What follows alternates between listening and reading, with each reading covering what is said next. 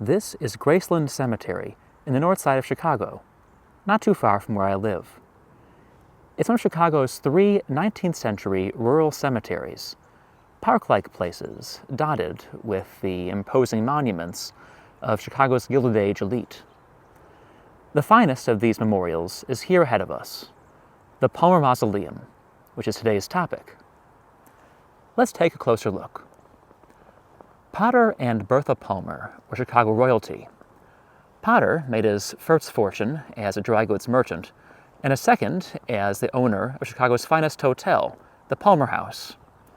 The first Palmer House burned down in the Great Chicago Fire. The second, advertised pointedly as the world's only fireproof hotel, was built shortly thereafter. Around the same time, Potter married Bertha Honoré, a Louisville heiress, who became the queen of Chicago society.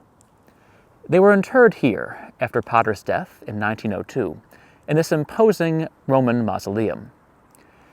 It was designed by the famous New York firm of McKim, Mead, and White, who were the leading proponents of, we would call it Beaux-Arts classicism in the age of the City Beautiful movement. In keeping with that style, this is classical to the gills.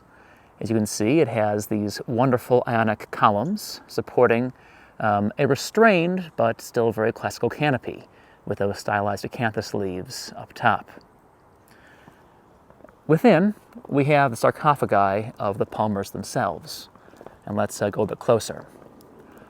Unlike the finest classical architecture, which is usually granite, or at least some kind of local limestone, this is Bar granite, that is granite from Bar, Vermont. It's not quite as translucent as marble, but a lot more durable in Chicago climate. And so we'll be grateful they used that, since it's held up pretty well for the last century.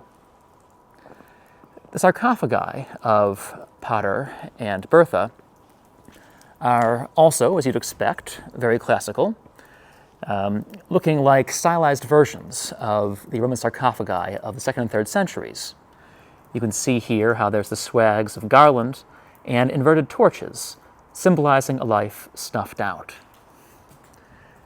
Behind, we have a nice view of Lake Willowmere, and we can go to this corner for an overview of the mausoleum, which is, I think, a nice, dignified response to the problems of translating classical architecture into a modern form for which it wasn't really designed.